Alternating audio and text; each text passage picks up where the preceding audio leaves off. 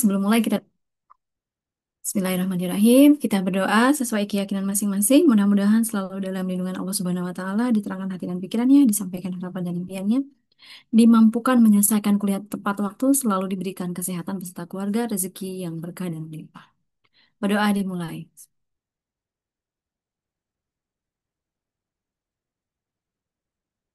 Berdoa selesai. Baik, sekarang kita masuk di bagian yang ke ini berapa ya? Kalau nggak salah 11 sebenarnya. Ya, karena kita kan di skip-skip apa diskusi kelompok ya. Nah, sesi ini adalah bagian penyusunan sistem informasi akuntansi, tahap perancangan dan pemilihan.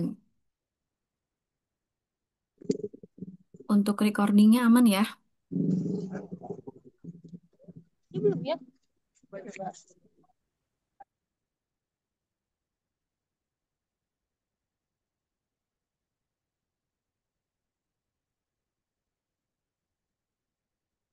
Oke, sudah kelihatan ya semua. Nah, kita masuk di sesi ini. Next slide, Kak. Nah, dari sisi ini terkait dengan perancangan sistem informasi, kalau kita lihat secara definisi, apa sih itu sistem perancangan sistem informasi? Ini adalah pekerjaan merancang sistem informasi dimulai dari merancang keluaran, output. Oh, sebentar, sebentar. Kayaknya saya baterainya drop.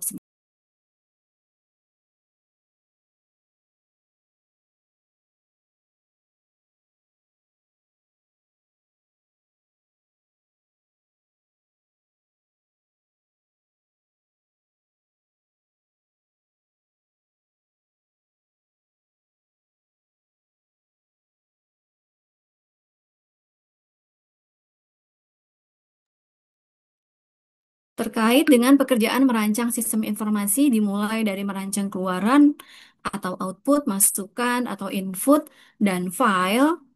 Kemudian prosedur-prosedur termasuk merancang bukti transaksi yang digunakan. Nah, jadi kalau lihat dari sini berarti intinya apa? Intinya adalah bahwa tahap rancangan sistem informasi akuntansi itu dimulai dari merancang keluaran. Kita masih di slide pertama ya, Kak. Kalau nanti di info next baru maju. Ini masih di slide pertama. Jadi intinya apa? Kalau kita tangkap di sini berarti yang pertama merancang eh, masukan atau input dan file, merancang keluaran, kemudian merancang prosedur, dan merancang bukti transaksi yang digunakan. Ini adalah tahap krusial karena sistem informasi itu dibentuk berdasarkan kebutuhan informasi oleh pihak internal dan eksternal. Oke, next slide boleh Kak. Next slide. Oke.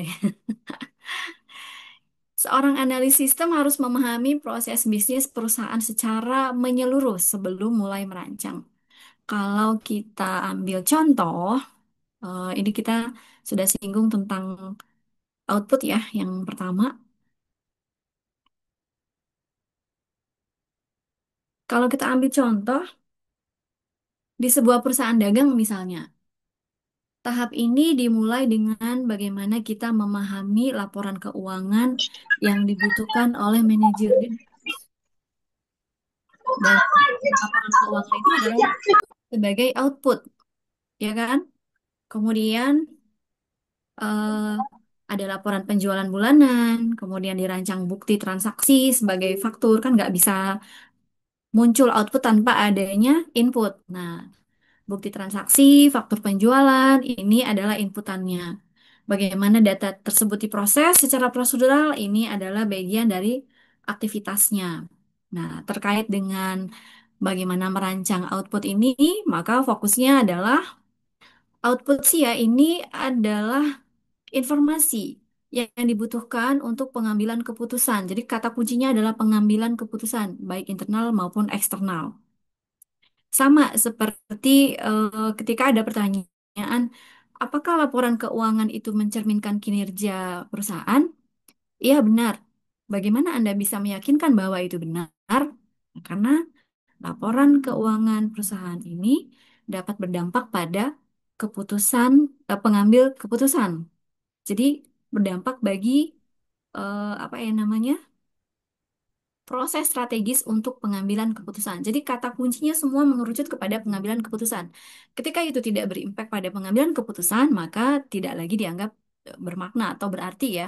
Jadi bahkan kalau kita ditanya apa yang dimaksud dengan apa muatan material, impact secara material itu adalah ketika berdampak pada keputusan dari manajemen, dari investor, supaya apakah layak nih supaya ada pertimbangan ya, ada bahan pertimbangan. Apakah layak nih diberikan investasi lagi atau ada perpanjangan proyek dan sebagainya. Jadi mengerucut kepada keputusan, pengambilan keputusan. Dan format output ini bisa berupa tabel, grafik, atau uraian. Dan isi laporan juga harus relevan dengan tujuan laporan. Merancang format laporan itu artinya apa sih? Boleh ya sambil bersuara. Apa sih yang dimaksud dengan merancang format laporan? Nggak ada yang bersuara. Merancang format laporan artinya menyesuaikan bentuk informasi yang bisa paling mudah dibaca dan dipahami oleh pengguna. Nah, kalau laporannya itu apa namanya desainnya bagus, dikasih warna-warni, tapi nggak bisa dipahami dan dibaca dengan mudah oleh siapapun yang melihatnya, ya berarti belum sukses dalam merancang format laporan yang sesuai. Merancang isi laporan mencakup data apa saja yang akan ditampilkan, misalnya realisasi anggaran versus anggarannya, kemudian analisis penyimpangan. Oke, next slide, Kak. Boleh. Nah, kalau kita lihat di sini, ini ada contoh laporan berbentuk tabel, ya kan? Jangan berisik ya.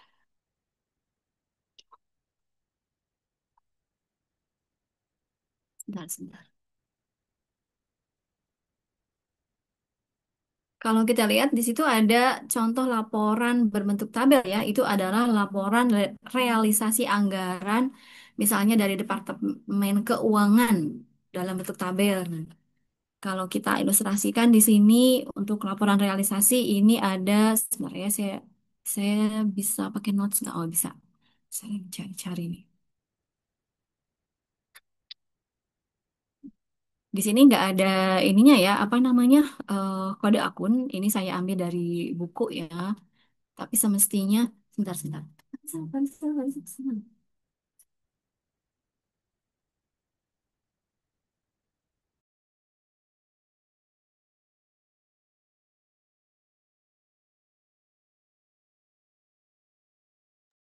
Bentar ya, banyak iklan. Ya, terkait dengan laporan realisasi anggaran ini contohnya. Misalnya ada kode akun. Nah, kalau kode akun biaya itu berapa sih? Kode akun biaya depannya? Kelihatan nggak nih warnanya? Kode akun. Kode akun biaya berapa sih depannya? Halo? Udah belajar akuntansi dan pengkodeannya kan? Untuk biaya itu di depannya adalah 5, ya kan? Expense. 5. Ya, kita ambil contoh misalnya kode akunnya 5213111 misalnya. Kemudian dituliskan bahwa apa? Anggarannya itu misalnya 1 juta. Nah, ini banyak ya. Kita ambil aja contoh anggaran 1 juta misalnya. Anggaran 1 juta. Kemudian selisihnya, maaf. Kalau setelah anggaran karena ini laporan realisasi ya, realisasi dulu. Realisasi, jadi sederhananya ya, karena kalau dilihat dari tabel di sini kan cukup kompleks ya, ini dari buku. Dari anggaran 1 juta, ternyata realisasinya hanya digunakan 950 misalnya. Nah, berarti selisihnya 50.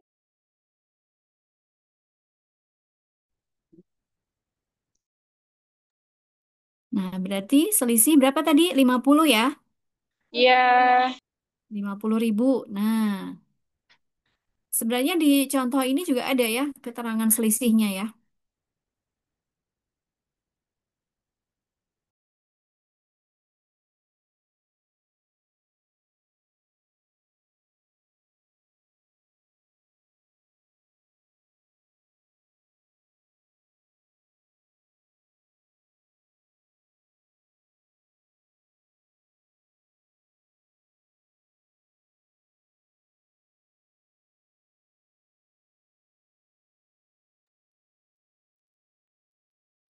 Ya, apa namanya? Komputer saya memang lagi sering ngadet nih, capek kayaknya nih. Ya, tadi apa tadi? Tadi adalah laporan realisasi anggaran Departemen Keuangan dalam bentuk tabel. Oke, coba next slide, Kak. Slide berikutnya itu adalah contoh laporan kinerja keuangan triwulan dalam bentuk grafik batang yang membandingkan antara target dan realisasi. Jadi intinya apa? Intinya bentuk outcome itu bisa berbentuk tabel, grafik, atau lainnya ya. Dan grafik juga macam-macamnya ada berbentuk chart, grafik pie, kemudian histogram, poligon dan lain-lain. Oke, next slide Kak. Nah, berikutnya adalah merancang masukan atau input dan file. Nah, fokusnya eh, ini adalah yang pertama input dirancang setelah proses analisis sistem.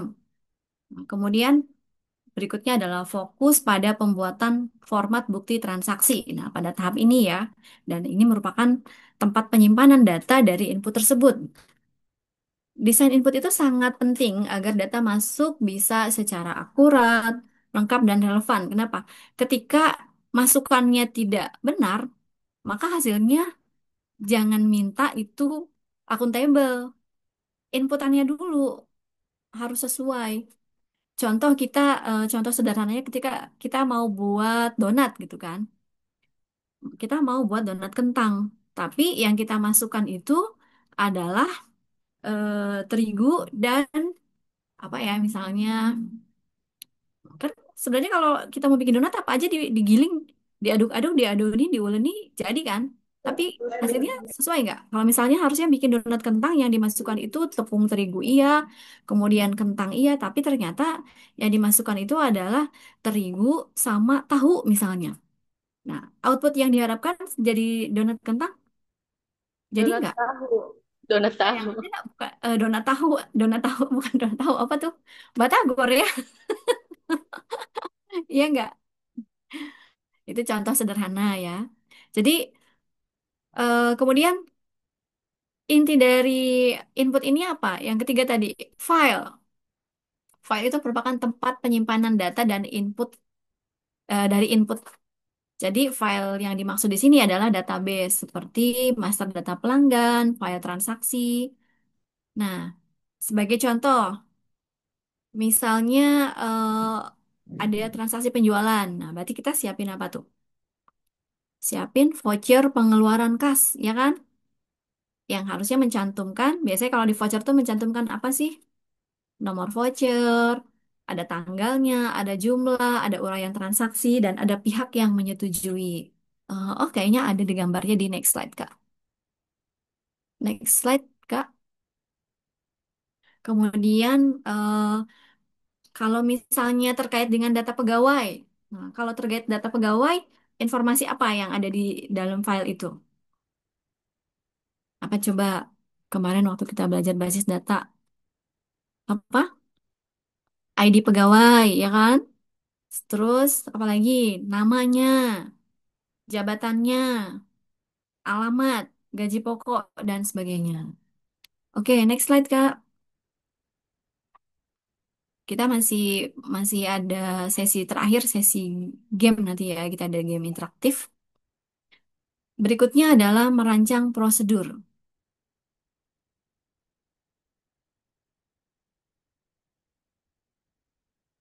Oh ya, ini nggak kelihatan ya, sebentar ya.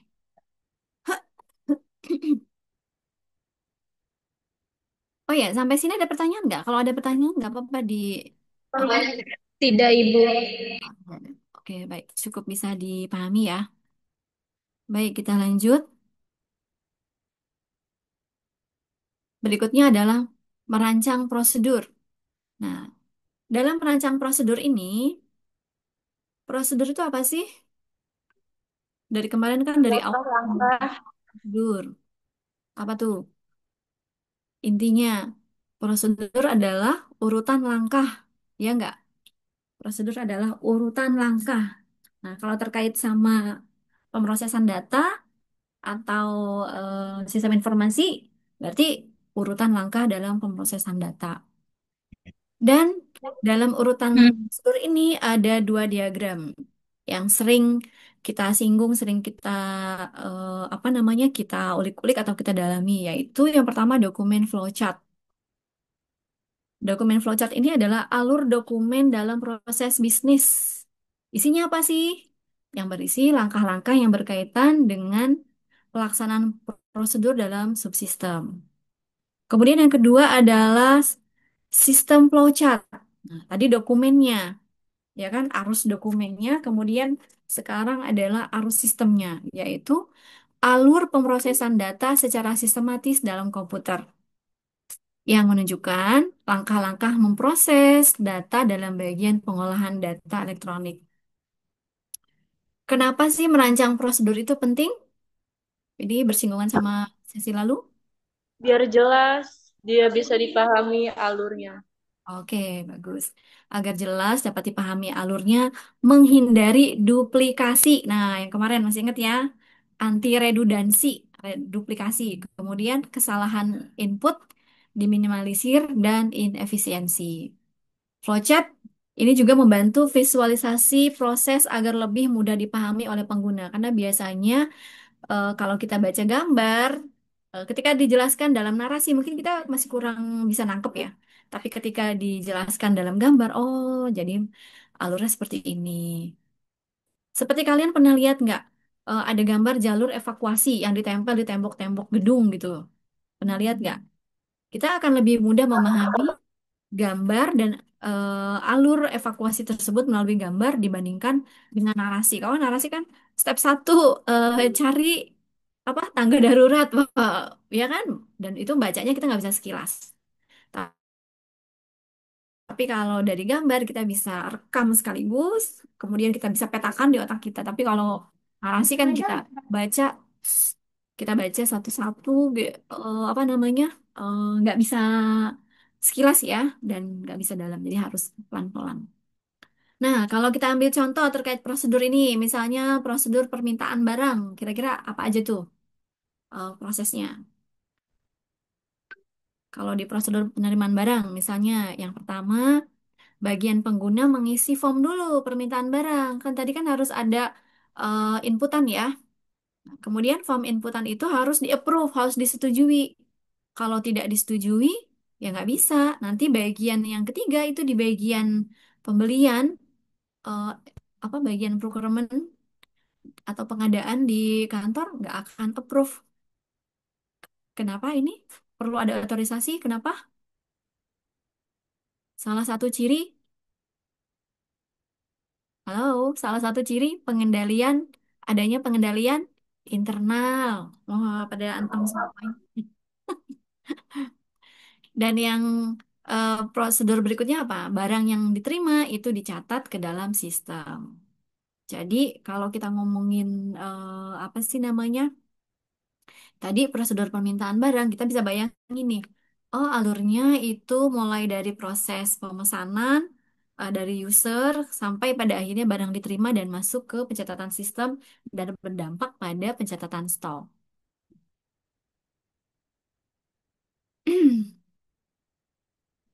Kemudian kalau terkait dengan merancang prosedur ini melibatkan langkah-langkah apa ya? Langkah-langkah yang pertama adalah ini karena terkait dengan pemilihan sistem, maka kita harus melakukan dua tahap. Yang pertama adalah tahap visibility, yaitu melakukan penilaian visibility dan menyusun laporan spesifikasi. Kak, next slide, Kak.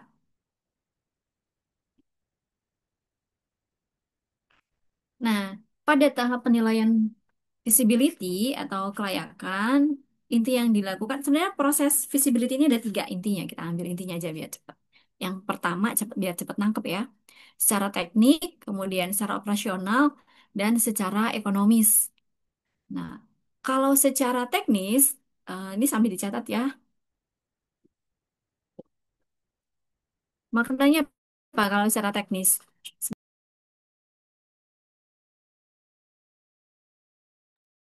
Berarti prosesnya dengan komputer atau teknologi.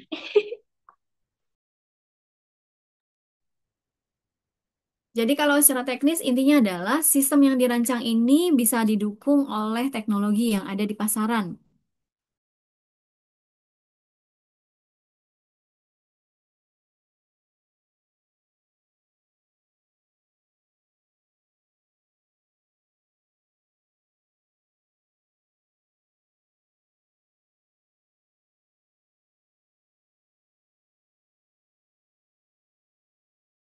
Ya, kita lanjut ya.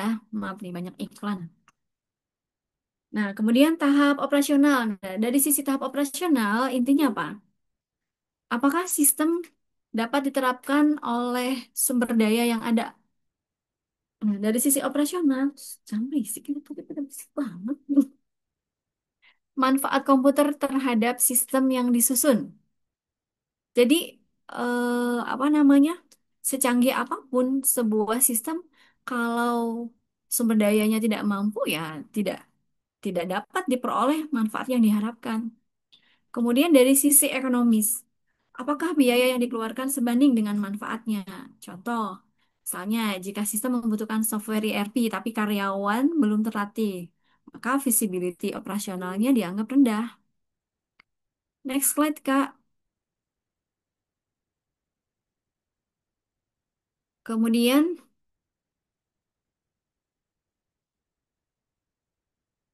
dari sisi apa namanya visibility tadi sudah, kemudian eh, teknis, operasional, ekonomi ya sekarang dari sisi ekonomi. Dari tadi pada kasak-kusuk jangan pada berisik-kusuk nih. Ini terkait dengan biaya investasi untuk pembelian server dan lisensi software. Misalnya, kan tadi kan kita mau tahap implementasi ya. Pasti kalau tahap implementasi terkait bagaimana sistem yang digunakan. Maka harus dihitung dapat menggunakan metode-metode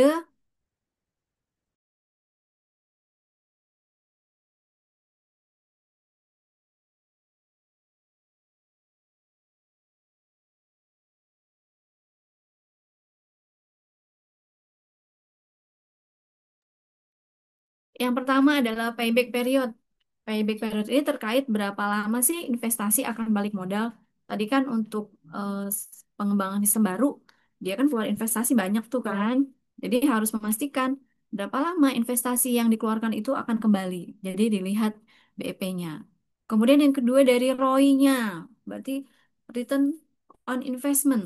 Laba yang dihasilkan dari sistem itu bagaimana? Apakah berhasil menciptakan laba ataukah justru hanya menggerus modal aja atau bahkan mungkin menciptakan leverage atau utang. Nah, itu kan harus jadi bahan pertimbangan. Kemudian discounted cash flow dan NPV. Ini terkait dengan bagaimana penilaian arus kas masa depan.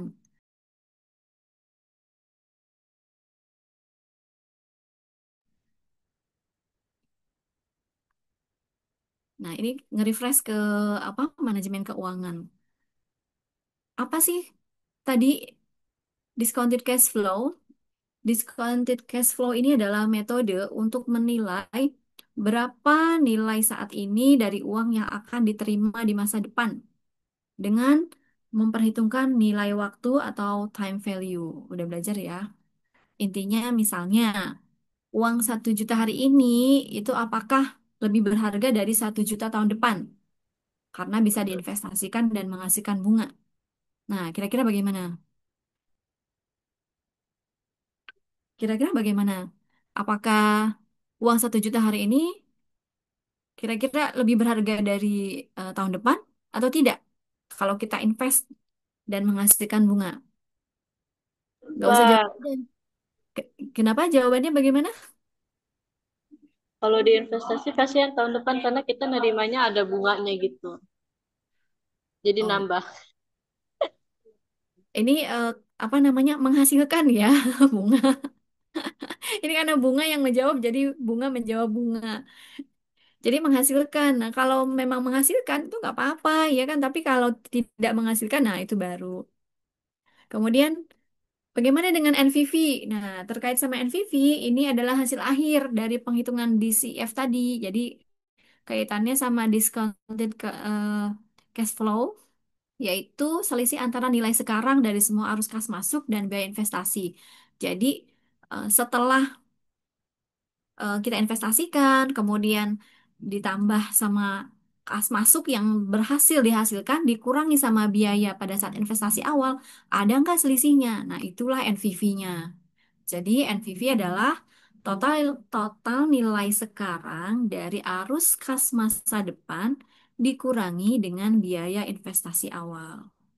Nah, kalau kita ambil contoh sederhana, misalnya kita investasi 10 juta hari ini, apakah kita akan menghasilkan 4 juta di tahun pertama, atau 4 juta di tahun kedua, atau 4 juta di tahun ketiga? Nah, kalau misalkan tingkat diskontonya 10%, sudah dapat materi matematika keuangan belum? Tidak ada. Oh, tidak ada. Seingat saya, kelas akuntansi itu di semester 2 dapat materi matematika keuangan, dan dulu saya pernah beberapa tahun itu mengampu. Kemudian nggak lagi ya, nggak pegang lagi. Tapi kalau mungkin bukan nggak ada kali ya. Mudah-mudahan sih nanti ketemu lagi ya. Itu penting banget soalnya. Kita lanjut ya. Kalau misalkan tadi investasi 10 juta, kemudian kita proyeksikan kita mau dapat keuntungan berapa sih kira-kira 4 juta tahun pertama kah, 4 juta tahun kedua, atau mungkin di tahun ketiga. Nah, jika tingkat diskontonya 10%, maka nilai uang di masa depan yang harus didiskon hari ini setelah dihitung kira-kira misalnya 9 dari NVV tadi misalnya 9,8 ya misalnya nih. Ini misal ya. Misalnya NVP-nya adalah 9,8 dikurangi investasi yang kita keluarkan dulu itu adalah 10 juta. Berarti hasilnya minus ya. Nah, kalau minus berarti investasinya dianggap tidak layak. Nah, itu kasarnya begitu. Jadi kalau hasilnya setelah dihitung NPV-nya minus, berarti ya udah, berarti nggak usah invest. Tapi kalau hasilnya plus atau surplus, lanjut untuk invest. Nah, kadang-kadang bagian finance atau accounting dilibatkan, tapi kadang-kadang juga manajemen jalan sendiri. Mereka lebih percaya sama insting. Tapi biasanya kalau yang apa ya kalau kita mau ambil yang ajak pasti mereka mempertimbangkan saran-saran dari bagian finance dan accounting. Jadi intinya apa? Intinya discount cash flow tadi, discounted cash flow itu adalah metode menghitung nilai sekarang dari uang masa depan, sedangkan NPV itu adalah hasilnya. Apakah positif? Jika positif, maka investasi dianggap layak. Dan jika negatif atau rugi, maka berarti investasi dianggap tidak layak, tidak perlu dilakukan. Dan ini paling cocok untuk eh, apa investasi pada sistem informasi untuk menilai apakah investasi yang dilakukan itu memberi nilai ekonomi atau tidak. Oke, next slide, Kak. Berikutnya adalah menyusun laporan spesifikasi. Apabila studi kelayakan atau penilaian terhadap penggunaan komputer menunjukkan hasil yang positif, maka tugas berikutnya adalah mencari komputer yang sesuai dengan yang dibutuhkan.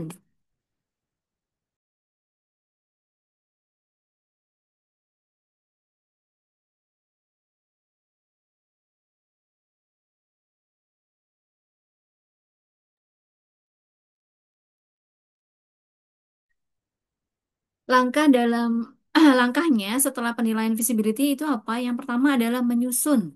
laporan spesifikasi, kemudian menyerahkan ke vendor, dan memilih sistem komputer.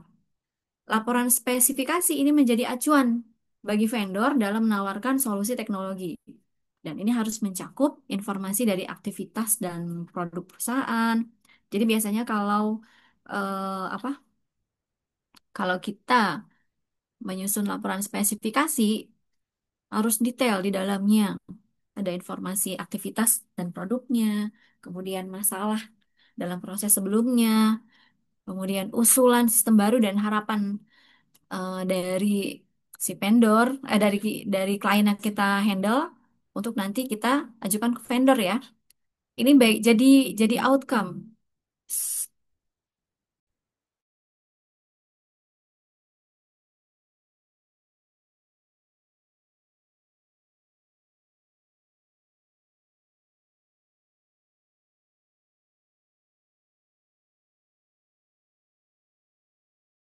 Nah, harapan ini adalah keluaran yang diharapkan ya kalau membangun sistem baru. Apa sih yang dimau? Kalau masih sama aja sama sistem sebelumnya ya nggak usah gitu kan. Kemudian terakhir adalah jadwal implementasi. Oke, next slide Kak. Terkait dengan dua langkah berikutnya, yaitu menyerahkan ke vendor dan memilih sistem komputer tadi ya, maka harus memperhatikan faktor pemilihan sistemnya, yaitu yang pertama dari sisi kemampuan teknis. Nah, kemampuan teknis dari infrastruktur sistemnya apakah mensupport atau tidak nih? Kemudian kalau dibutuhkan jaringan, apakah di lokasi tersebut perlu jaringan clear kabel atau fiber optik kah atau apa? Bagaimana jaringan yang ada di sekitarnya? Kemudian yang kedua, modularitas. Nah, sistem dengan modularity ini adalah sistem yang dapat berkembang tanpa ganti total. Jadi per modul apa ya per per bagian atau per space. Kemudian berikutnya faktor yang harus dilihat adalah compatibility. Nah, dengan adanya kompatibilitas, maka sistem yang diimplementasikan bisa digunakan dengan hardware atau software lain. Ketika itu diterapkan, tidak ada penolakan. Kalaupun misalkan pernah nggak kalian pakai misalkan Microsoft Excel, kemudian dia minta kita klik apa ya, saya lupa namanya. Jadi dia beda versi Excelnya, tapi kalau kita mau save as ulang, maka kita harus approve apa ya? Tapi pernah nggak ada step kayak gitu, ada pertanyaan ketika mau nge-save, pernah nggak ngalamin? Belum Halo? pernah. Oh, belum pernah. Atau mungkin karena jarang pakai Excel ya. Belum. Kita ketemu Excel kiriman dari orang lain, misalnya ketika kita buka dia dia mengkonfirmasi compatibility. Jadi kalau kita klik OK, maka nanti disesuaikan dengan sistem yang ada di software dengan software yang ada di laptop kita gitu. Kalau misalkan contoh Excelnya versinya jadul, kita terimanya versi baru gitu. Di laptop kita versi baru atau sebaliknya versi baru yang versi terbaru kita itu versinya versi rendah gitu kan atau versi yang tidak kekinian dia pasti minta dikompatibelkan jadi otomatis mengadaptasi. Nah, kalau dari sistem contohnya misalnya perusahaan manufaktur ingin mengganti sistem manualnya dengan ERP. Nah, kemudian konsultan menyusun laporan spesifikasi dan mengajukan ke SAP, Oracle, atau Microsoft. Lalu setelah dievaluasi, dipilih misalnya Microsoft Dynamics karena modular dan kompatibel dengan sistem yang lama. Nah, modular tadi berarti maknanya gini. Kalau kita ambil contoh, misalnya sebuah perusahaan, dia mau mengadopsi sistem baru, tapi dia belum sanggup untuk mengadopsi seluruhnya. Jadi dia ambil dulu misalkan modul penjualan dulu, atau modul akuntansi dulu, atau modul apa CRM-nya dulu, Customer Relationship Management-nya dulu. Tapi semuanya sudah terintegrasi gitu. Ya, sampai sini bisa dipahami nggak? Jadi ada yang membangun sistem sekaligus, tapi ada yang per modul. Jadi per bagian. Dan tentu saja yang diperhatikan adalah aspek prioritas. Mana dulu nih yang prioritas bagi perusahaan. Bisa dipahami? Ini paham nggak paham, nyimak apa enggak nih? Nah, kalau tadi kita singgung soal Microsoft Dynamic, nah, yang modular dan kompatibel. Artinya apa? Artinya perusahaan atau konsultan itu menyusun laporan spesifikasi kebutuhan sistem itu harus memperhatikan yaitu tadi apakah dia perlu entire, enterprise, semuanya atau modular. Nah, disesuaikan sama kebutuhan dan keinginan juga pasti budget ya dari konsumennya atau perusahaan. Kemudian setelah itu dia ngapain tuh? Kalau setelah itu dia mengajukan laporan tersebut ke beberapa vendor komputer atau penyedia jasa, misalnya ke SAP, Oracle, atau Microsoft, dan membandingkan kelebihan dan kekurangan dari sistem yang ditawarkan. Jadi nggak langsung, oh ini iklannya bagus, ini bagus. Nah, di-compare dulu, bikin tabel tersendiri, merek-mereknya apa, kelebihannya apa, kekurangannya apa. Jadi spesifikasi dalam laporan spesifikasi itu dia lebih detail ke teknis tapi mendalam. Kenapa sih sistem Microsoft Dynamics ini modular? Tadi kan kita ambil contoh yang Microsoft Dynamics ya. Modular itu tadi apa? Terdiri dari beberapa bagian atau modul yang berdiri sendiri. Keunggulan dari modular, bisa ngebayangin nggak sih yang saya omongin itu kalau modular dan enterprise? Bisa, mudah-mudahan bisa ngebayangin ya. Ini bisa ngebayangin nggak sih? Orangnya mana coba? Enggak, Bu. Jadi apa ya namanya? Modular itu berarti dia adopsi sistem informasinya sedikit-sedikit gitu ya. Apa dulu gitu loh.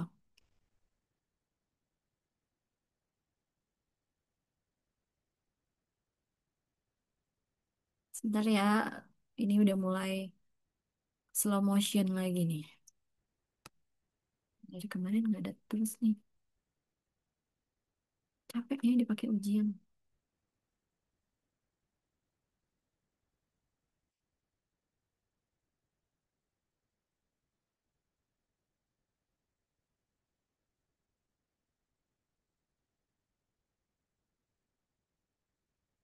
Yang ini sih.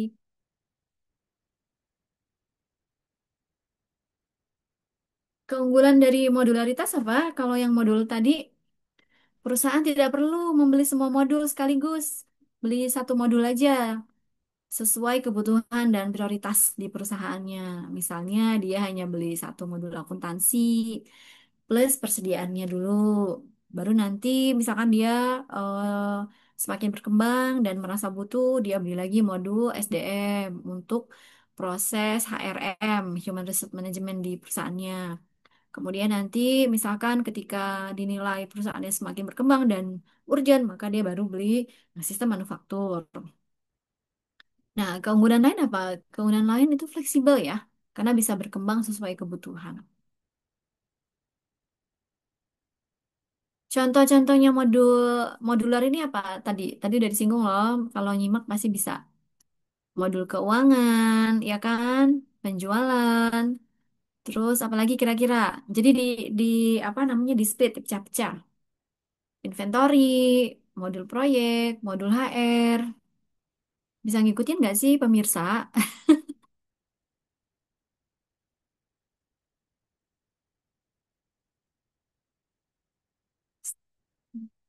Selanjutnya, kalau yang dimaksud dengan kompatibel tadi, kompatibel dengan sistem lama dan sistem baru, itu paham nggak maksudnya? Halo, ini perlu feedback ya, jadi supaya ketahuan nih, ini nyimak apa enggak, nyambung apa enggak. Yang Excel tadi, Bu. Kenapa? Yang Yang jawab dari kompatibel. tadi bunga aja nih. Yang lain gimana? Kompatibel itu apa sih? Paham nggak? Kompatibel, artinya dia sistemnya bisa terhubung atau bekerja sama dengan sistem yang lain ya. Baik dari sisi perangkat keras atau hardware-nya, yang lama masih bisa digunakan tanpa harus ganti yang baru. Baik dari sisi software-nya, misalnya Excel lama dengan Excel baru masih bisa apa? Masih bisa kita gunakan bersama-sama. Database-nya lama, masih bisa digunakan juga software atau pelengkap lain. Manfaat kompatibilitas apa tuh kira-kira? dari tadi kan udah disinggung banyak tuh. Biasanya yang banyak disinggung nggak ada di slide, mungkin keluar di ujian loh. Manfaat kompatibel, tidak perlu mengganti semua infrastruktur ya kan? Hemat biaya. Terus mengurangi resistensi pengguna. Karena tadi kan tidak langsung pindah sistemnya 100% baru, tapi kompatibel. Nah, itu kan fleksibel jadinya. Jadi intinya modular itu apa? Modular itu berarti bisa dibangun, dikembangkan secara bertahap, sesuai kebutuhan dan prioritas perusahaan. Dan kalau kompatibel itu berarti apa? Bisa berintegrasi. Oke, next slide, Kak. Nah, kalau kita tadi ngomongin soal compatibility dan modularity, ini adalah solusi ekonomis dan efisien, juga praktis ya, untuk perusahaan bisa mengadopsi teknologi baru tanpa mengalami banyak hambatan transisi ke sistem baru, karena apa ya, sesuai kemampuan, sesuai kesanggupan, dan tentunya pasti ada anggarannya.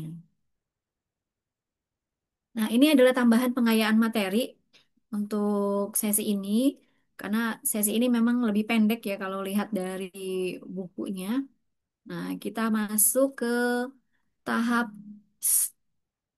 duduk pentingnya etika dan keamanan dalam SIA. Sistem informasi akuntansi ini tidak hanya penting secara teknis, tapi juga harus bermakna secara etis dan fungsional. Setuju nggak? Mana suaranya? Setuju nggak? Setuju. Nah, apa jadinya sistem yang canggih tapi Setuju. eh, apa namanya, sistemnya canggih tapi tidak dikelola oleh orang-orang yang beretik, tidak ada etik. Apa jadinya? Apa jadinya? Halo, kita ambil contoh teknologi canggih tapi orang-orangnya kurang beretik. Kurang beretik itu makna etika itu banyak ya, dari sisi humanity dan lain-lain. Contohnya apa? Ya bawaannya ngajak perang aja, ngajak ribut ya kan? Ya contoh ya seperti sekarang kan banyak Perang perang. dunia, Bu. Iya, teknologi Israel. canggih. Tapi aduh, ya gitu ya kalau kita singgung-singgung ke situ. Mengapa ini penting? Karena sistem informasi akuntansi adalah jantung dari pelaporan keuangan. Nah, kita kembali lagi nih ke sistem informasi akuntansi. Bila hanya fokus ke teknis tanpa memperhatikan nilai seperti keamanan, kejujuran, dan kebermanfaatan, maka sistem bisa gagal secara moral dan operasional. Ya, operasionalnya sudah dirancang sedemikian rupa, tapi ternyata aspek etikanya tidak diperhatikan. Nah, banyak banyak kebocoran atau apa sih namanya? Banyak celah-celah yang dimanfaatkan oleh orang-orang atau penjahat kerah putih dan kerah hitam. Nah, pernah dengar kan kerah putih dan kerah hitam? Next slide ya, Kak. Kerah putih itu adalah orang-orang yang melakukan fraud atau kecurangan atau kejahatan yang dalam bahasa sederhananya intelek gitu loh. Jadi dia tahu wah celahnya di sini, celahnya di sini. Tapi kalau kerah hitam itu ya dia masih apa ya, masih tradisional atau primitif. Jadi masih mudah diduga, mudah di tracking. Tapi kalau sudah kerah putih, wah itu sudah lebih lihai ya. Makanya saya waktu itu ngobrol sama temen dia itu auditor, dia kerja sama-sama kepolisian dan dia juga punya teman-teman intel. Nah, dia cerita waktu itu, em, mereka itu para pencari penjahat itu harus punya pemikiran seperti penjahat katanya gitu, supaya bisa kira-kira membaca lah jalan pikirannya penjahat itu akan kemana gitu. Makanya makanya kalian suka main catur nggak? Kalau kalian jago main catur, nanti kalian jago strategi, itu penting loh. Kalah terus, Bu. Oh kalah terus. Ya Mimpi, udah, Bu. lebih banyak ya. Main catur itu bisa mengasah kemampuan berstrategi. Tapi strateginya gunakan untuk yang baik dan kebermanfaatan ya tentunya. Oke, kita balik lagi ke sini ya, ke konteks penjelasan kita. Nah, terkait dengan etika dan keamanan data dalam SIA, ini SIA memproses data yang sangat sensitif seperti misalnya gaji, piutang, aset. Oleh karena itu, keamanan data, etika profesional menjadi pondasi utama. Isu yang sering muncul ini biasanya manipulasi laporan keuangan, kebocoran data pegawai, akses tak sah oleh pihak internal. Nah, kalau kita ambil contoh, misalnya SIA memproses data sensitif seperti gaji, transaksi, piutang, kemudian aset. Nah, ini kan sensitif ya. Kemudian resiko manipulasi data seperti kebocoran data, penyalahgunaan akses, kode etik akuntansi, menuntut integritas dan objektivitas. Contoh sederhana, misalkan kita punya file Excel yang konfidensial atau rahasia. Nah, ketika file tersebut konfidensial, maka kita bisa menerapkan sistem keamanan dalam file tersebut dengan memasukkan password. Jadi kita setting passwordnya. Jadi Excelnya ketika dibuka tanpa password ya nggak bisa kebuka gitu. Tetap butuh password. Nah, itu salah satunya ya. Kadang-kadang apa beberapa kadang-kadang ya ada situasi-situasi di mana sudah di password, sudah atau misalkan satu dalam satu bagian nih nggak di password tapi kan percaya sama teman kan karena kerjaannya sama gitu atau kerjaannya persis serupa tapi tak sama. Nah kemudian tidak di password walaupun nggak ada minat untuk iseng tapi ternyata tanpa sengaja kebuka gitu. Nah itu memunculkan kesempatan. Pernah lihat tayangan ini nggak Abang Napi dulu kan banyaknya di RCTI ya zaman dulu waktu belum booming apa TV digital. Abang Napi, kejahatan itu muncul bukan karena niat pelakunya, tapi karena ada kesempatan. Oke, sampai sini ada pertanyaan tidak? Tidak ada? Baik, saya agak percepat ya. Nah, studi ringan. Studi ringan nih, misalnya seorang staf bisa mengubah data gaji jika tidak ada kontrol sistem. Nah, itu tadi ya, sudah ya disinggung. Kemudian kalau kita diskusikan bagaimana sistem harus dirancang agar mencegah penyalahgunaan. Nah, coba komentarnya gimana pendapatnya? Ayo, biar ada suaranya. Apa Bu? Maaf nggak kedengeran. Oh, nggak kedengeran. Ya udah nanti nanti bisa lihat sesi tayang ulang ya sambil direkamkan ini. Nah, kalau terkait sama manipulasi dan kebocoran atau pencegahan dari penyalahgunaan, kita merujuk ke contoh kasus Enron ya. Enron itu kan apa? Ini adalah tahun berapa? 2001 ya. Menjadi salah satu contoh dan biasanya sering diangkat kasus ya termasuk Big Four pemicu pentingnya integritas dalam laporan keuangan dan sistem informasi. Ya mungkin kalau ke sana terlalu jauh ya, tapi nggak apa-apa nanti kalian bisa cari-cari tentang Enron, tentang apa Big Four. Mereka itu sebenarnya mereka perusahaan auditor yang besar-besar, tapi kok bisa runtuh gitu karena ya itu tadi memelihara kecurangan gitu, atau pembiaran terhadap kecurangan dan bahkan turut melakukan praktek itu di dalamnya sehingga apa ya akuntabilitasnya turun dan terbukti yang tadi katanya bagus, perusahaan yang auditnya bagus karena dimanipulatif dan lain-lain, eh, ternyata beberapa periode berikutnya hancur gitu. Nah, berarti kan loh kemarin katanya bagus dengan prediksi yang bagus ternyata hancur. Nah, ternyata ketika ditelusuri oh ternyata apa tidak dijalankan kode etik yang sesungguhnya dalam proses auditnya sehingga tidak ditemukan tidak bisa mengendus atau apa ya mendeteksi adanya kelalaian-kelalaian dan kebocoran-kebocoran. Nah, itu contoh ya, nanti bisa cari sendiri. Nah, kalau kita ambil contoh sederhana deh untuk kasus kita. Misalnya seorang admin keuangan tanpa batasan akses bisa memodifikasi slip gaji. Nah, ini mungkin nggak potensi fraud? Mungkin ya, dia kan ke gaji itu gampang banget gitu. Jangankan yang ini, yang di bank aja udah beberapa kasus terangkat ya kan, bahwa pegawai bank itu ngambil hanya misalnya cuma 100 rupiah atau 50 rupiah dikali jutaan nasabah, udah berapa coba? Kebayang, ya kan? Nah, jadi kalau terkait sama pertanyaan diskusi kita, bagaimana sistem bisa dirancang agar data tidak bisa dimanipulasi? Maka kuncinya adalah pada otorisasi, ya enggak? Yang pertama otorisasi, jadi berlapis kan persetujuannya, kemudian audit trail, jejak auditnya jelas, dan enkripsi data. Nah, datanya nggak mudah dimanipulatif, ada ya, terlihat. Kemudian next slide Kak, studi kasus berikutnya. Ini kegagalan SIA. Misalnya PT XYZ menghabiskan 2 miliar untuk ERP, tapi tidak digunakan karena SDM tidak dilatih. Nah, ini banyak ya.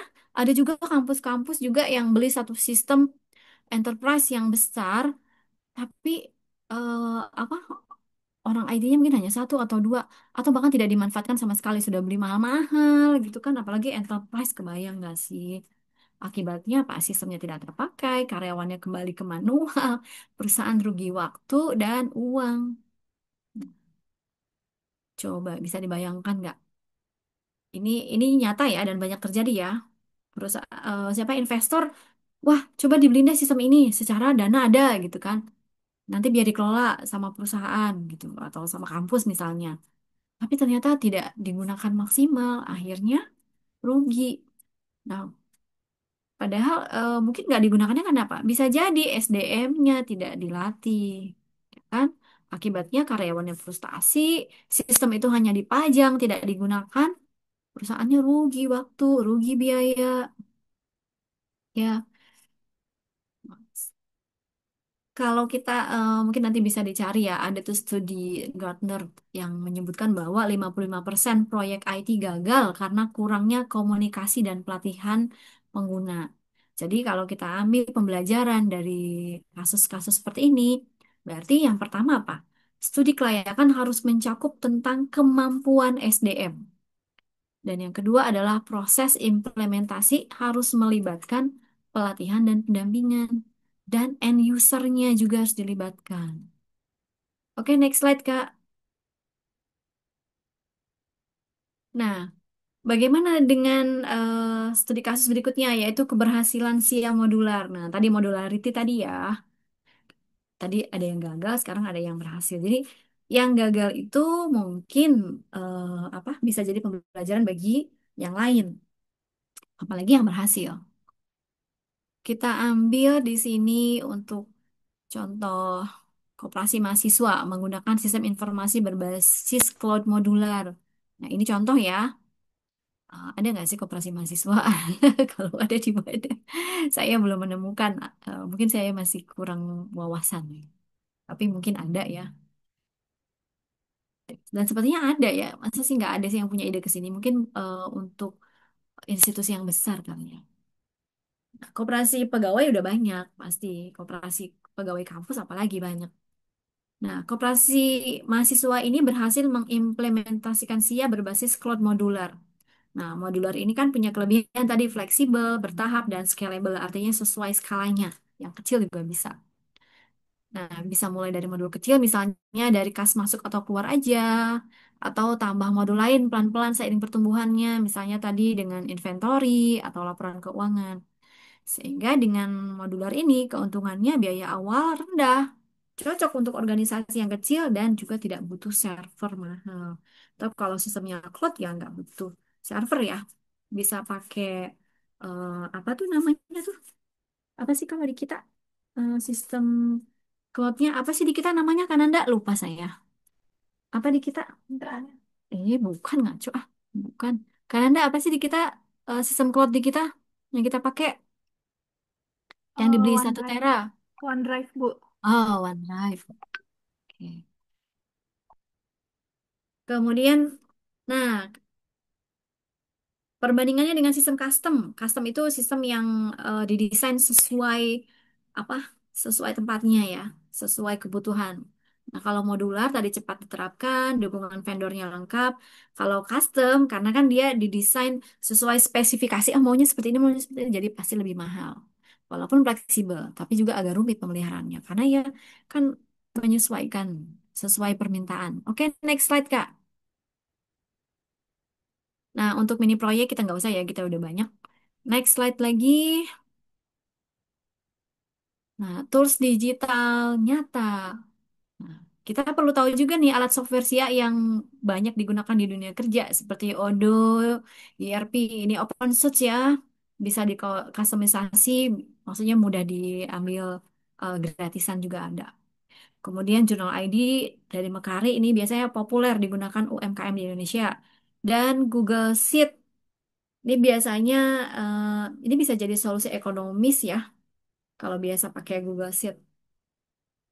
Nah, kalau kita singgung soal Journal ID, ini muncul karena kebutuhan UMKM akan software keuangan yang mudah dan terjangkau. Tapi kalau kita lihat-lihat di Facebook itu banyak ya, macam-macam ya, nggak cuma itu ya. Banyak iklan tentang apa, seperti Warungku dan lain-lain. Nah, kalau lihat dari sini, kira-kira apa sih? Coba kasih komentarnya. Apakah usaha kecil itu perlu sistem informasi akuntansi? Kenapa coba? Ayo, Perlu coba dong, dijawab. biar tahu. Tapi tergantung sih kalau dia mau ya perlu. Jadi biar tahu apa sih transaksi yang terjadi, apakah dia untung atau rugi atau gimana gitu. Oke, Bunga yang jawab ya. Yang lain boleh. Ayo satu lagi coba. Satu lagi. Ibu maaf boleh diulang nggak? Ah, boleh diulang. Itu tak, itu kelihatan. Apakah usaha kecil perlu sistem informasi Ini akuntansi? itu. Mila, gimana Mila? Mau komentar? Silakan. Perlu nggak? Dibuka dulu mic-nya. Perlu Bu, Nah, kenapa? biar terencana Biar terencana dan terukur. dan aman. Selain terencana apa tuh? Terencana aja. Biar terencana dan aman Bu. Makanya harus menggunakan Ya, dan sistem. bisa dievaluasi ya. Oke, terencana tapi ya dan bisa dievaluasi. Oke, baik terima kasih untuk Bunga dan Mila. Jadi memang perlu ya, tapi tentu saja disesuaikan dengan skala dan kapasitasnya. Oke, next slide Kak. Nah, ini refleksi kita nih. eh, Apa sih pelajaran yang kita dapat hari ini dan apa yang akan kita lakukan jika nanti jadi konsultan di SIA atau potensi risiko jika tidak melakukan feasibility study ya. Nggak usah dijawab ya, mungkin ini keluar di ujian kali. Kali ya. Next slide Kak, nanti bikin aja jawaban sendiri. Next slide. Halo Kananda, Kak Cynthia. Next slide. Sebagai penutup, penutup ini penting bagi kita yang belajar sistem dan bagi kita yang belajar tentang etika, sistem yang baik bukan hanya efisien tapi juga etis, aman, dan dimengerti penggunanya. Teknologi bisa canggih, tapi tanpa etika, dia hanya alat. Dan etika, dia juga bisa menjadi solusi. Sistem didesain sebagus apapun, peraturan didesain secermat apapun, kalau manusianya atau pribadinya atau orangnya itu tidak bisa mengimbangi dan menjaganya, maka sama saja hasilnya. Jadi intinya kitalah yang menentukan arahnya. Oke, beri satu kata penutup sebelum ditutup dan kita masuk ke sesi game. Apa Alhamdulillah. pendapat? Alhamdulillah. Alhamdulillah. Kita kan belum belum tutup ending, oh, udah alhamdulillah. Beri satu kata penutup apa nih yang terkait sama materi yang kita ulas tadi? Seru Bu, seru. Seru. Terus apa lagi? Yang terkait ya. Itu tadi Sat- modularity. Satu kata aja. Satu kata apa coba? Apa? Nggak kedengeran, Kartika? Udah kelihatan nih kelamaan sih. Mana tadi, Kak? Loh, jangan ditutup dulu kan itu tadi belum selesai. Wah, Kananda, apa tadi? Efisien, ya nggak? Aman, profesional, mudah Jawab, nah itu digunakan. Bu. Bertanggung jawab kenapa? Profesional, Bu, profesional. Iya, Bertanggung jawab dan hebat. iya ini udah kelihatan kelamaan sih. Ya, tapi boleh ya nambahin yang lain-lain ya. Oke, baik. Eh, apa stop share kan Anda? Kita akan masuk ke sesi game ya. Jadi kita tadi kan sudah belajar nih. Tadi ada sesi refleksi. Nah, refleksi ini nggak usah nulis apa yang dipahami. Nah, langsung aja kita cek. Beneran nggak sih paham? Coba kita lihat. Tunggu ya, sebentar biar saya share. Semoga aman ya.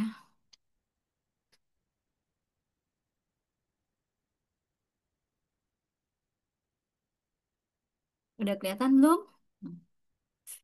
Di saya slow motion lagi. Belum, Bu.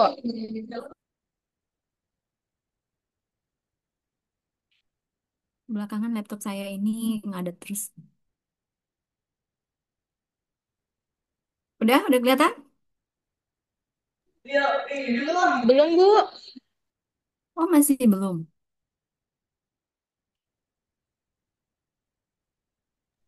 Masih muter-muter gambarnya Ibu. Hmm,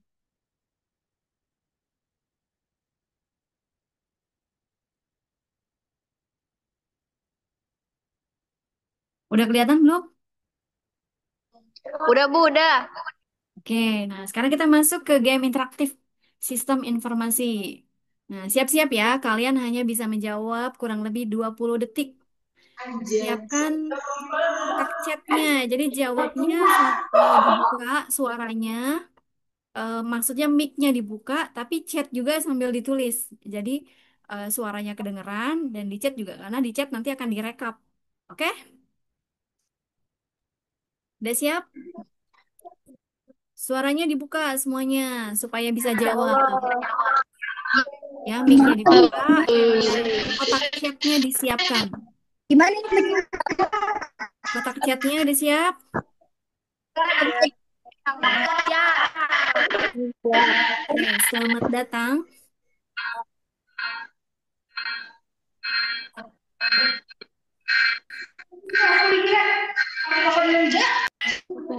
Bentar ya, di sayanya yang ini. Di sayanya yang Zoom. Siapa saya sama orang? Bentar, sebentar. Di saya like.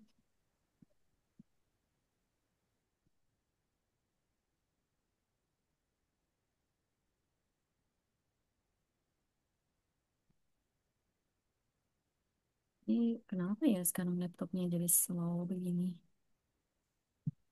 Sebentar ya. Di saya masih muter. Ibu maaf, ininya mana Ya, ya gambarnya? iya, di sayanya ketutup. Sebentar ya. Baik Ibu.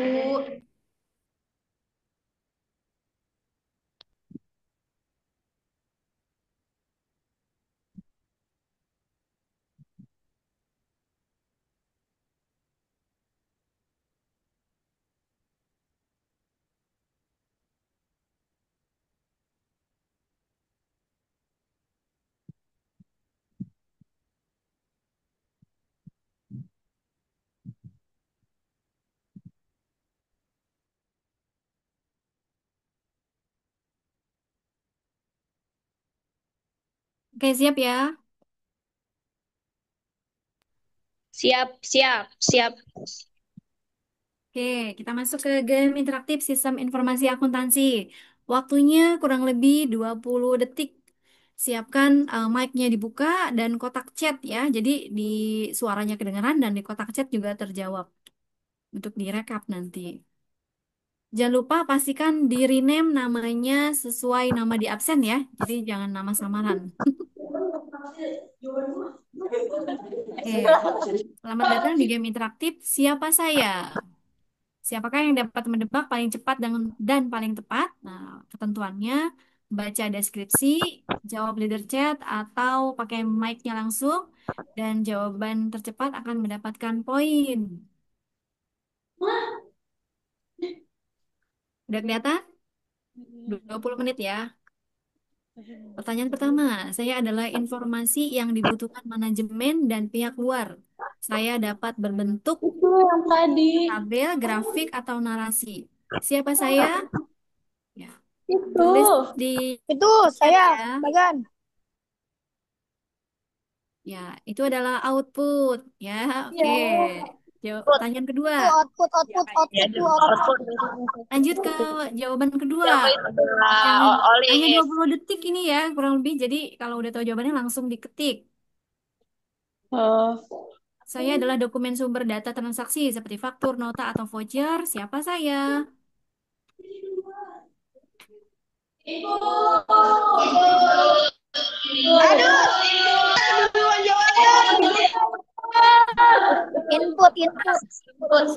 Input. Ya, coba input ya. Tapi di chat ditulis ya, Risa, jadi Risa rekap input. siapa yang jawab. Nah, ingat ini hanya 20 detik. Iya, Risna tadi. Tapi di chat ya. Kalau di chat kan apa? Sambil chat juga, sambil bersuara juga. Saya menyimpan data untuk keperluan pemrosesan, baik data master maupun data transaksi. Siapa saya? File. File. Di Oke. file. Lanjut. Tanya File, Bu. apa? Olivia Latif. Saya adalah Bunga langkah tahu tadi udah jawab. sistematis dalam pengolahan data dan pelaksanaan pekerjaan. Siapa saya? Jadi kalau jawabannya udah muncul, berarti waktunya habis ya. Oke, ini adalah prosedur. Prosedur Olivia. Saya membantu menentukan apakah sistem bisa diproses dengan teknologi yang ada di pasaran. Siapakah saya? Sistem yang bisa diproses dengan teknologi yang ada di pasaran. Itu tadi. Tadi kan ada 3. Visibility teknis ya. Lanjut. Olive. Saya memastikan bahwa karyawan bisa Iya. menjalankan sistem baru tanpa kesulitan. Apa namanya tapi tahu. Siapa saya? Bunga.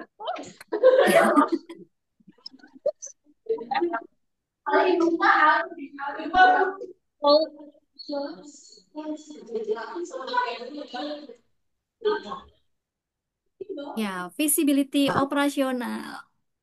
Lanjut. Saya mau kita sistem lah ya. Saya menghitung apakah sistem layak secara biaya dan akan memberi manfaat keuangan. Siapa saya? Investasi harapan. Bener gak, Bu? Nyerempet-nyerempet. Visibility ekonomis. Ya, Perencanaan keuangan, Bu. lanjut. Kalau udah tahu jawabannya langsung diketik di chat ya sambil bersuara. Saya adalah sistem terintegrasi yang mencakup modul akuntansi, SDM, persediaan, dan lainnya. Siapa saya? Aduh, Oh, itu. tadi kita Compatibility omongin kan terus. terintegrasi tadi. Ah iya, ERP, sistem terintegrasi. Oke, bagus. Sama akuntansi. Ah, ada lagi. Saya memberikan alur dokumen. Flowchart. Ya. Siapa? Saya menggambarkan Sedih. alur dokumen dalam proses bisnis, biasanya dalam simbol kertas atau panah. Siapa saya? Iya, dokumen flowchart. Oke, pertanyaan ke-10. Saya menunjukkan alur data. Oh ya, ngomong-ngomong, musiknya kedengeran nggak? Musiknya kedengeran nggak, Mila? Kenapa Ibu? Musiknya kedengeran nggak? Gak kedengeran. Oh, musiknya nggak kedengeran. Padahal Tidak. ada latar belakang musiknya loh, biar seru. Bagan vlogger. Gak ada. Jawabannya. Ya, sistem flowchart. Oke, next. Sistem flowchart. Bunga. Bunga buat Pertanyaan ke-11. Saya adalah sistem yang memungkinkan fundamental pengurangan modularity. Modularity. Modularity tadi. Iya, Modular, sistem modular. modular atau modularity. Bunga, Pertanyaan Bu. ke-12. Saya adalah sistem yang dibuat khusus sesuai kebutuhan unik perusahaan. Siapa saya? Yang dibutuhkan perusahaan. Oh, kostum tadi. Ya enggak? Bener gak, Bu? Iya, betul. Sistem custom, kustomisasi. Ya.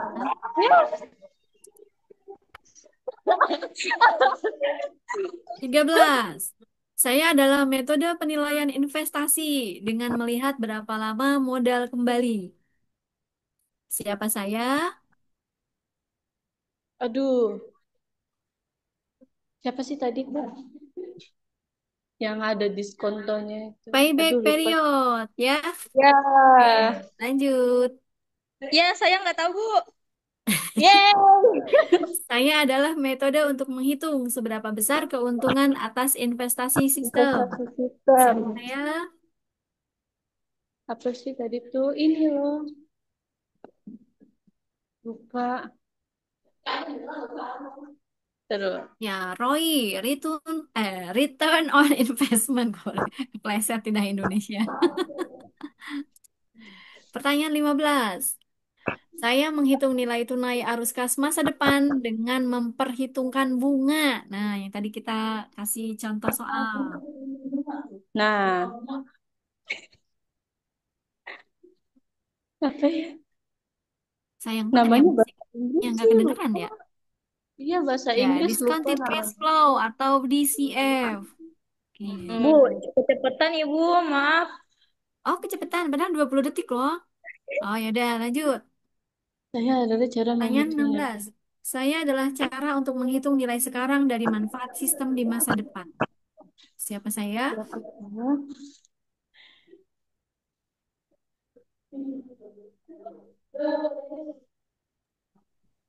Butuh cash flow. Present value method. Ya, present value. Tadi ada yang berusaha jawab, nggak apa-apa. Lucky tadi ya. Value, Bu. Nah, 3 pertanyaan terakhir. Lahir dari Saya adalah perencanaan. hasil dari perancangan sistem berupa laporan keuangan atau data analitik. Siapa saya? Apa sih tadi?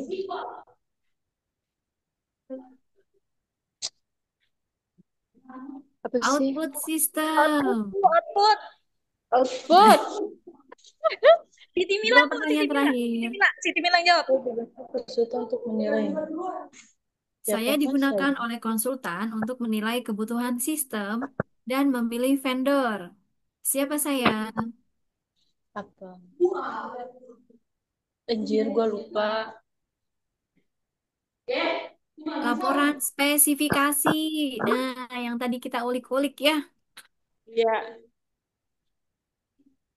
laporan spesifikasi. Pertanyaan ke-19. Saya muncul Saya jika sistem yang dibeli tidak dapat dioperasikan oleh SDM perusahaan. saya muncul di ekosistem yang dibuat. ERP tadi bukan? Risiko ketidaksesuaian operasional.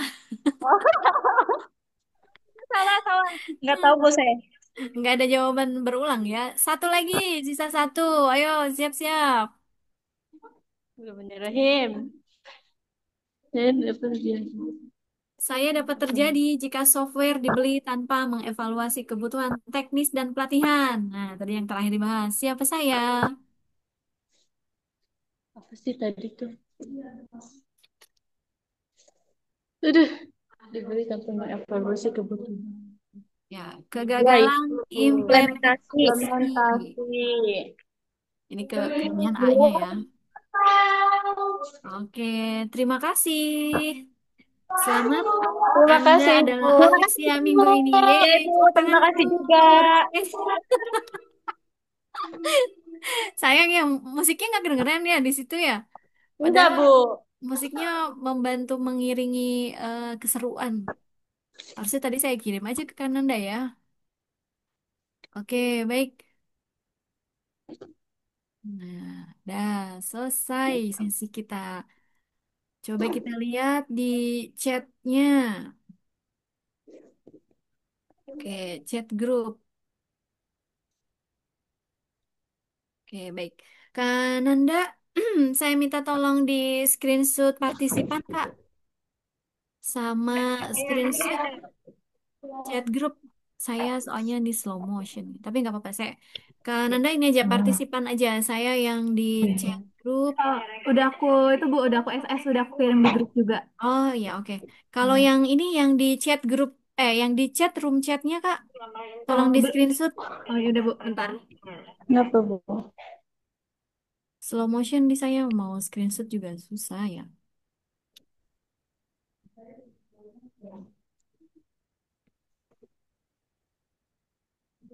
Ada di sini ada yang menjawab Siti Mila, Bunga, Bunga, Siti Mila, Dona, Ribi Fabian, Siti Mila, Dara, Bunga, Siti Mila, Bunga lagi, Linggar, Siti Mila, Risna, Bunga, Siti Mila, Bunga, Santina, Siti Mila, Ribi, Siti Mila. Oke, baik. Udah di screenshot, Kak, di room chatnya? Oh ini lagi di screenshot dulu Bu. Oh ya, terima kasih. Baik, untuk teman-teman yang sudah ada, yang sudah menjawab di room chat, itu apa ya namanya? Sebentar, sebentar. Saya nggak bisa buka Zoom-nya. Loading lagi aja.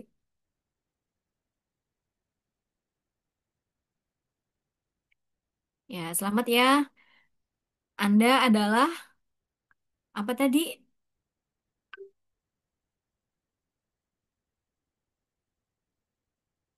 Ahli siang minggu ini, yang ada di room chat. Selamat ya.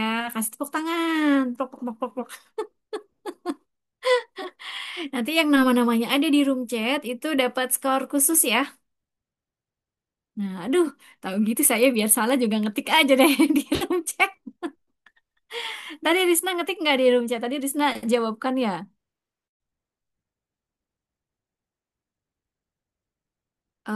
Kananda udah selesai di screenshot? Sudah Bu. Oke, baik. Baik, teman-teman, terima kasih untuk waktunya. Sebelum kita tutup, ada pertanyaan tidak?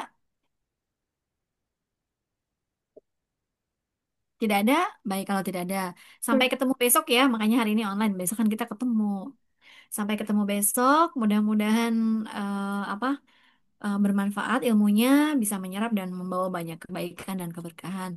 Selamat beraktivitas. Kita tadi awali doa, maka kita tutup juga dengan doa sesuai keyakinan masing-masing. Untuk yang muslim sama-sama baca Alhamdulillah. Alhamdulillah. Alamin. Ya bukan apa yang SW aku SW itu. Selamat siang, hati-hati di jalan. Kalau yang di kampus atau yang sedang beraktivitas lainnya, sampai jumpa besok. Assalamualaikum warahmatullahi wabarakatuh. Waalaikumsalam.